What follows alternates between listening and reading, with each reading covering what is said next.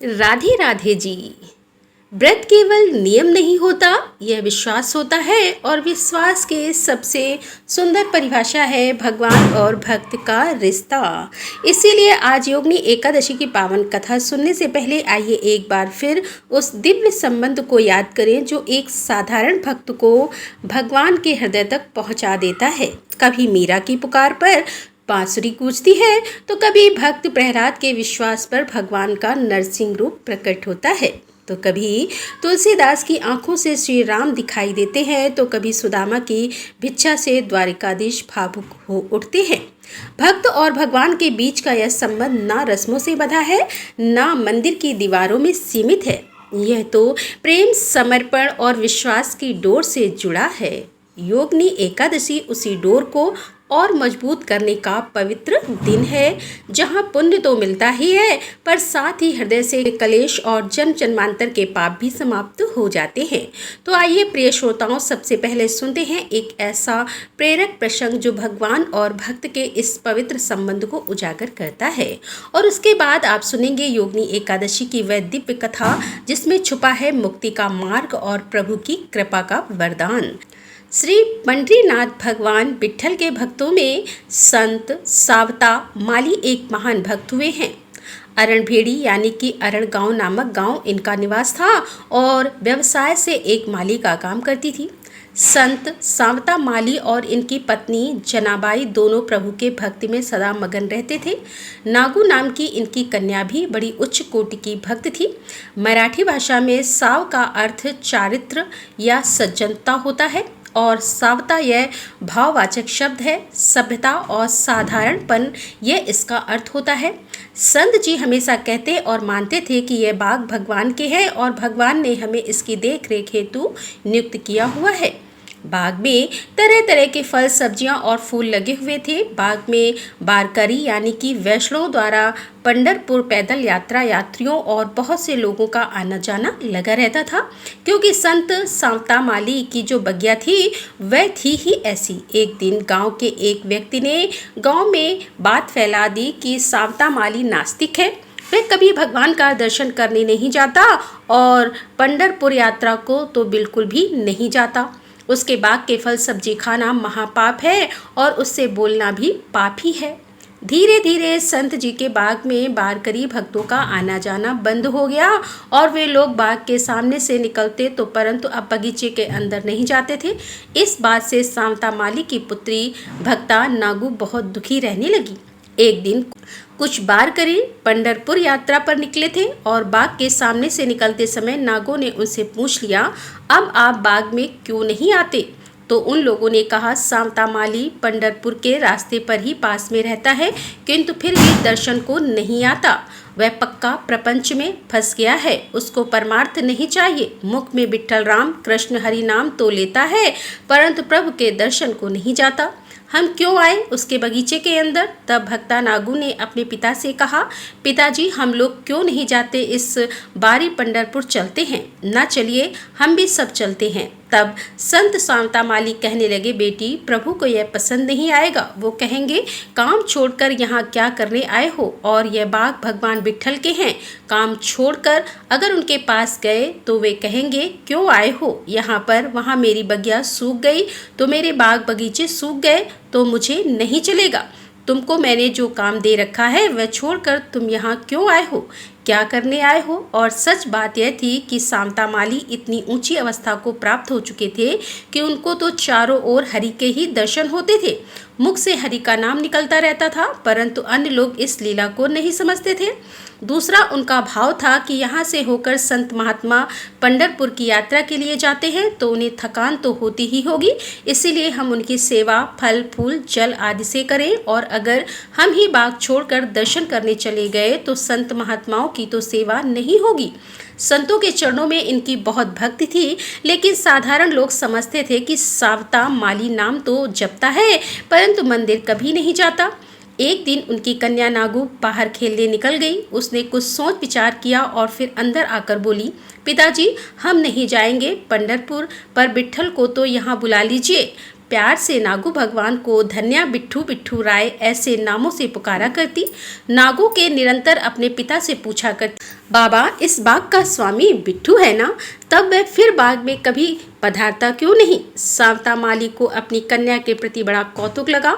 छोटे छोटे बच्चे नादानी में इस तरह की बातें कह ही देते हैं, और छोटे बच्चों के मन में जो भगवान के प्रति भक्ति होती है ना, वह बहुत सच्ची होती है। तो इस तरह से जो नागू थी, जो भक्ता नागू थी, वह अपने पिताजी से इस तरह की बातें किया करती थी। तो अपनी पुत्री के इस तरह के प्रश्नों को सुनकर सांवता माली को अपनी कन्या के प्रति बड़ा कौतुक लगा।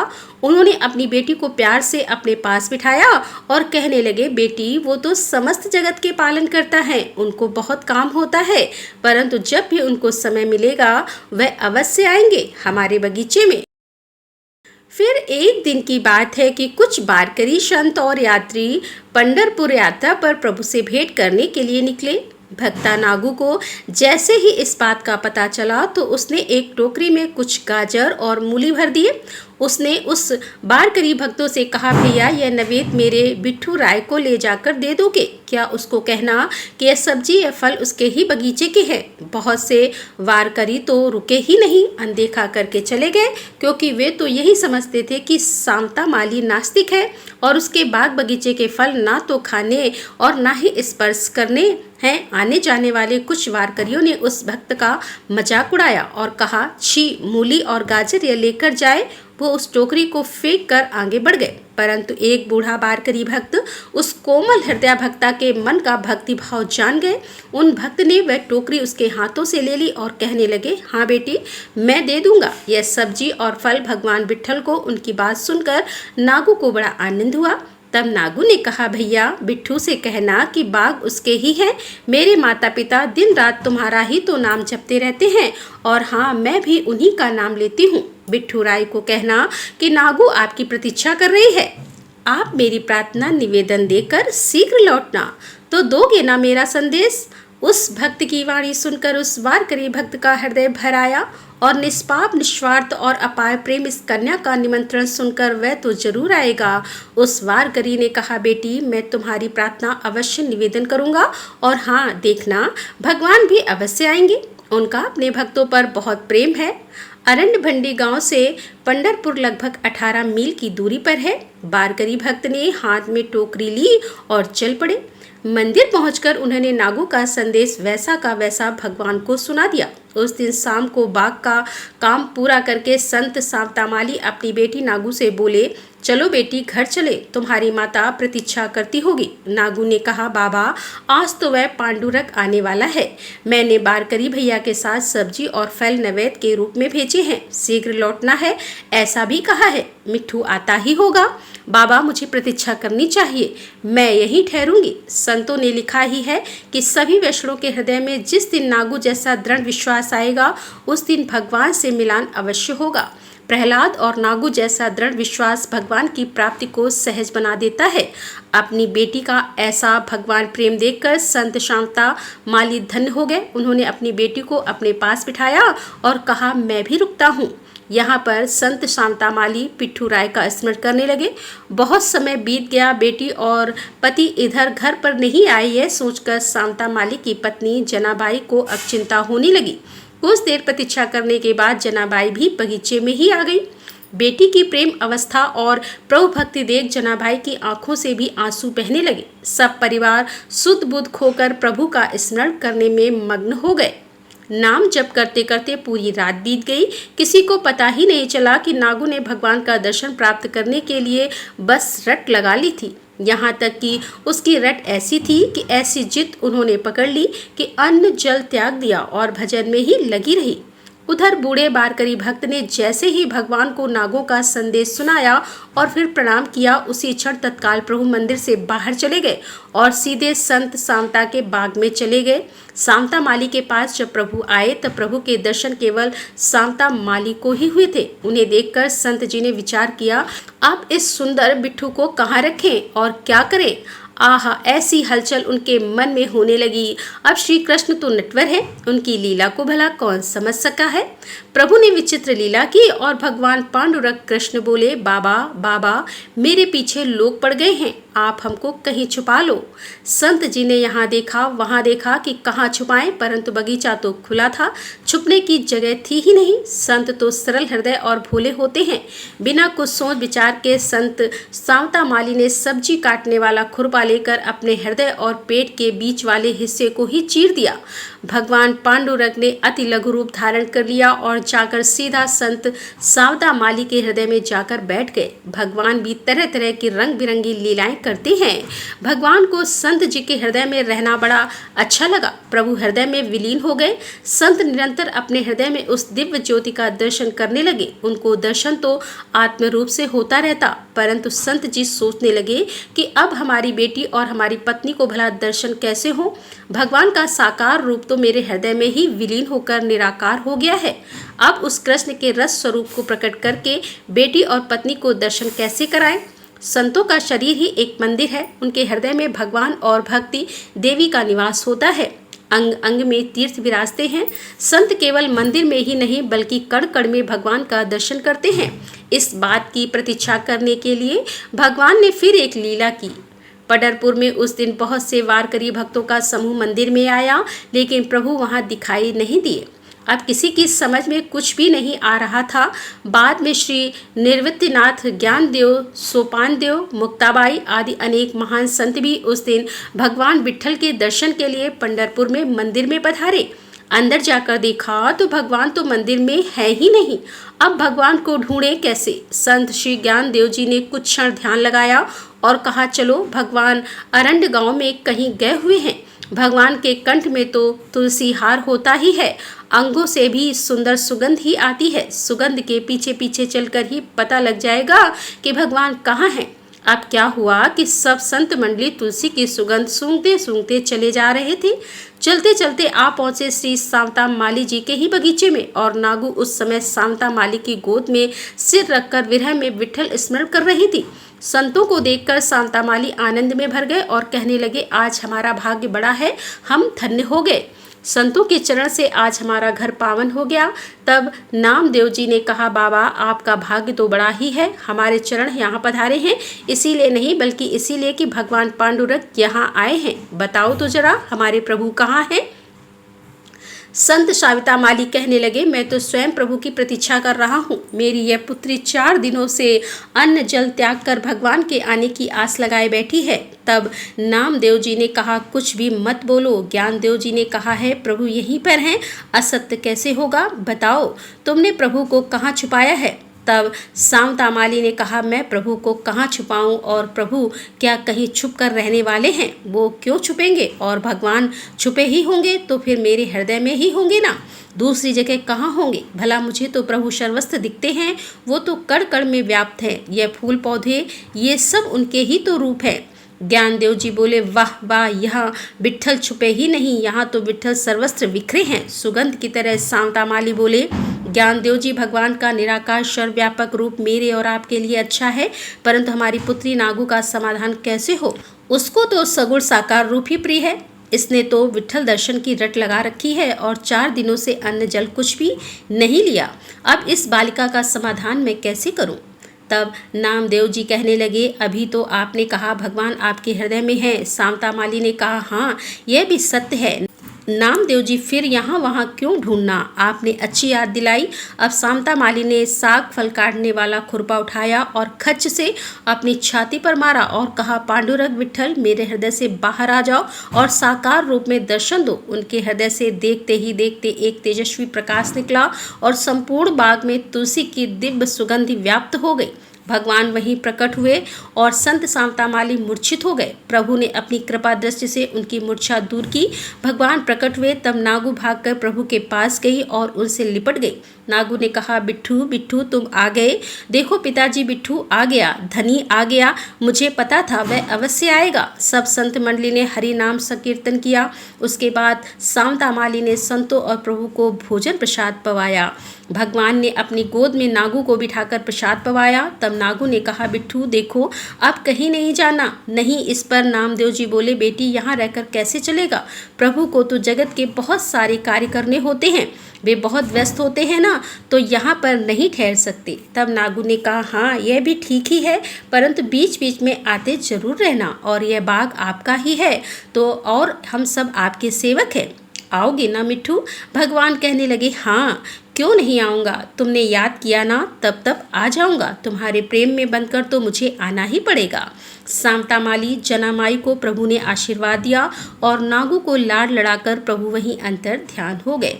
यह थी आज की कथा। सभी मिलकर प्रेम से बोलिए, भक्त शांता माली की जय, भक्ता जनाबाई की जय, भक्ता नागू की जय। आइए अब पूर्ण श्रद्धा के साथ सुनते हैं योगिनी एकादशी की कथा। कथा का श्रवण के लिए कल्पना कीजिए कि हस्तिनापुर के राजमहल की हस्तिनापुर की दिशा आज शांत नहीं बल्कि जागृत है। दिशाओं में वैराग्य की गूंज है, आकाश में दिव्य रश्मियां नृत्य कर रही हैं और वायु में सुगंध है, ऐसी जो केवल देवता के आगमन से उत्पन्न होती है। महाराज युधिष्ठिर अपने सिंहासन पर ध्यानस्थ हैं। उनके अंतर मन में एक प्रश्न चल रहा है, ऐसा प्रश्न जो केवल भगवान श्री कृष्ण ही उत्तर दे सकते हैं। और तभी आकाश से उतरता है एक दिव्य रथ, जिसकी गति वायु से भी अधिक तेज है, जिसके पहिए धर्म के प्रतीक हैं और जिसके रथी हैं स्वयं योगेश्वर श्री कृष्ण। प्रभु के आगमन से सभा में नाद हो उठता है, देव गंधर्वों के स्वर गूंजने लगते हैं और श्री कृष्ण अपने करुणामय दृष्टि और तेजस्वी मुखमंडल के साथ धर्मराज के समीप पधारते हैं। आज वह दिन है जब श्री कृष्ण एक ऐसा व्रत प्रकट करेंगे, एक ऐसे व्रत की महिमा बताएंगे जो न केवल पापों का नाश करता है बल्कि जीवन की मलिनता और रोगों को धोकर आत्मा को परमात्मा से जोड़ देता है। वह व्रत है योगिनी एकादशी। आइए हम भी अपने हृदय के द्वार खोलें, अपने चित्त को स्थिर करें और उस दिव्य संवाद के साक्षी बने जहां पर भगवान स्वयं भक्त को मोक्ष का मंत्र सुना रहे हैं। धर्मराज युधिष्ठिर ने भगवान श्री कृष्ण से कहा कि हे त्रिलोकीनाथ, मैं ज्येष्ठ मास के शुक्ल पक्ष की निर्जला एकादशी का महात्म्य आपके श्री मुख से सुना। अब आप कृपा करके आषाढ़ मास के कृष्ण पक्ष की एकादशी की कथा भी सुनाइए। इस एकादशी का क्या नाम है और महात्म्य है, सो अब आप मुझे विस्तार पूर्वक बताइए। तब श्री कृष्ण जी ने कहा कि हे धर्मराज युधिष्ठिर, आषाढ़ मास के कृष्ण पक्ष की एकादशी का नाम योगिनी एकादशी है। इसके व्रत से सभी पाप ताप नष्ट हो जाते हैं। यह व्रत इस लोक में भोग और परलोक में मुक्ति देने वाला है। हे धर्मराज, यह एकादशी तीनों लोकों में प्रसिद्ध है। इसके व्रत से सभी पाप नष्ट हो जाते हैं। तुम्हें मैं पुराण में कही हुई कथा सुनाता हूँ, ध्यानपूर्वक श्रवण करो। एक बार कुबेर नाम का एक राजा अलकापुरी नाम की नगरी में राज्य करता था। वह शिव भक्त था। उनका हेममाली नामक एक यक्ष सेवक था जो पूजा के लिए पुष्प लाया करता था। हेममाली की विशालाक्षी नाम की अति सुंदर पत्नी थी। एक दिन वह मानसरोवर से पुष्प लेकर आया, किंतु काम वासना के कारण पुष्पों को रखकर घर में अपनी पत्नी के साथ रमण करने लगा। इसी भोग विलास में मध्याह्न का समय हो गया। उधर हेममाली की प्रतीक्षा करते करते जब राजा कुबेर को मध्याह्न का समय हो गया और पूजा का समय निकलने लगा, तो उसने क्रोधपूर्वक अपने सेवकों को आज्ञा दी कि तुम लोग जाकर पता लगाओ कि हेममाली अभी तक पुष्प लेकर क्यों नहीं आया। जब सेवकों ने उसका पता लगा लिया तो राजा के पास जाकर बताया कि राजन, वह हेममाली तो अपनी पत्नी के साथ रमण कर रहा है। इस बात को सुनकर राजा कुबेर ने हेममाली को बुलाने की आज्ञा दी। भय से कांपता हुआ हेममाली राजा के सामने उपस्थित हुआ और उसे देखकर राजा कुबेर को अत्यंत क्रोध हुआ और उसके ओंठ फड़फड़ाने लगे। राजा ने कहा कि अरे अधम, तूने मेरे परम पूजनीय देवों के देव भगवान शिव का अपमान किया है। जा, मैं तुझे श्राप देता हूँ कि तू पत्नी के वियोग में तड़पे और मृत्युलोक में जाकर कोढ़ी का जीवन व्यतीत करे। कुबेर के श्राप से वह यक्ष तत्काल ही स्वर्ग से पृथ्वी पर आ गिरा और कोढ़ी हो गया। उसकी पत्नी भी उससे बिछड़ गई। मृत्युलोक में आकर उसने अनेक भयंकर कष्ट भोगे, किंतु भगवान शिव की कृपा से उसकी बुद्धि मलिन नहीं हुई और उसे पूर्व जन्म की सुध भी रही। अनेकों कष्टों को भोगता हुआ और अपने पूर्व जन्म के कुकर्मों को याद करता हुआ हेममाली हिमालय पर्वत की ओर चल पड़ा। चलते चलते वह मार्कंडेय ऋषि के आश्रम में जा पहुंचा। वह ऋषि अत्यंत वृद्ध तपस्वी थे। वह दूसरे ब्रह्मा जी के समान प्रतीत हो रहे थे और उनका वह आश्रम वहां श्री ब्रह्मा जी के समान शोभा दे रहा था। ऋषि को देखकर हेममाली वहां गया और उन्हें प्रणाम करके उनके चरणों में गिर गया। तब हेममाली को देखकर मार्कंडेय ऋषि ने कहा कि तूने कौन से निकष्ट कर्म किए हैं जिससे तू कोढ़ी हुआ है और भयानक कष्ट भोग रहा है। तब महर्षि की बात सुनकर हेममाली बोला, हे मुनिवर, मैं राजा कुबेर का अनुचर था, मेरा नाम हेममाली है। मैं प्रतिदिन मानसरोवर से पुष्प लाकर भगवान शिव की पूजा के समय राजा कुबेर को दिया करता था। एक दिन पत्नी रमण से सुख में फंस जाने के कारण मुझे समय का ज्ञान ही नहीं रहा और मध्याह्न तक पुष्प नहीं पहुंचा सका। तब उन्होंने मुझे श्राप दे दिया कि तू अपनी पत्नी का वियोग और मृत्युलोक में जाकर कोढ़ी बनकर दुख भोग। इसी श्राप के कारण मैं कोढ़ी हो गया हूँ और मुनिवर इस पृथ्वी पर आकर भयंकर कष्ट भोग रहा हूँ। इसीलिए कृपा करके आप कोई ऐसा उपाय बताइए जिससे मुझे मुक्ति मिल सके। तब मार्कंडेय ऋषि ने कहा कि हे माली, तूने मेरे सम्मुख सत्य वचन कहे हैं, इसीलिए मैं तेरे उद्धार के लिए एक व्रत बताता हूँ। अगर तू आषाढ़ मास के कृष्ण पक्ष की योगिनी नामक एकादशी का विधि विधान पूर्वक व्रत करेगा तो तेरे सभी पाप नष्ट हो जाएंगे। महर्षि के वचन सुनकर हेममाली अत्यंत प्रसन्न हुआ और उनके वचनों के अनुसार योगिनी एकादशी का विधान पूर्वक व्रत करने लगा। इस व्रत के प्रभाव से अपने पुराने स्वरूप में वह आ गया और अपनी पत्नी के साथ सुखपूर्वक रहने लगा। भगवान श्री कृष्ण जी कहते हैं कि हे राजन, इस योगिनी एकादशी की कथा का फल 88 सहस्त्र ब्राह्मणों को भोजन कराने के बराबर है। इसके व्रत से सभी पाप ताप नष्ट हो जाते हैं और अंत में मोक्ष प्राप्त करके ऐसा प्राणी स्वर्ग का अधिकारी बनता है। भगवान श्री कृष्ण धर्मराज युधिष्ठिर को व्रत का महात्म्य बताकर मौन हो गए। राजसभा एक बार फिर शांत, और वह शांति वैसी नहीं जैसी पहले थी। अब वह शांति ही पूर्णता की, ज्ञान की और प्रभु की कृपा से मिली मुक्ति की। धर्मराज युधिष्ठिर के मुख पर अब प्रश्न नहीं बल्कि समाधान की शांति है। भगवान श्री कृष्ण के वचनों ने पाप और संचय के हर अंधकार को हर लिया है। योगिनी एकादशी की वह कथा जिसमें केवल पाप मोचन नहीं बल्कि आत्मा और परमात्मा के मिलन का रहस्य छुपा है, वह अब पूर्ण हो चुकी है। श्री कृष्ण के श्रीमुख से निकले शब्द आज भी आकाश गंगा में गूंज रहे हैं, जैसे कह रहे हों, जो इस व्रत को श्रद्धा से करेगा वह जन्मों के बंधनों से मुक्त होगा और जो इसकी कथा सुनेगा उसका हृदय स्वयं पावन हो जाएगा। और अब प्रभु श्री कृष्ण का रथ धीरे धीरे पुनः आकाश की ओर उठ रहा है। पीछे रह जाती है हस्तिनापुर की वह सभा जो अब केवल ईंट पत्थर की नहीं बल्कि पुण्य की धरोहर बन चुकी है। आइए हम भी इस व्रत का स्मरण केवल एक परंपरा की तरह नहीं बल्कि आत्मा की पुकार की तरह करें। हृदय से स्वीकार करें भगवान श्री कृष्ण का वह वचन जो पाप मिटाने नहीं बल्कि हमें प्रभु से मिलाने आया है। इस प्रकार योगिनी एकादशी की यह पुण्य कथा यहीं पूर्ण होती है, पर इसकी कृपा शाश्वत है, अनंत काल तक हमारे जीवन को जो अलौकिक करती है। इसी कामना के साथ राधे राधे। जय श्री कृष्णा। हर हर महादेव। जय भोलेनाथ।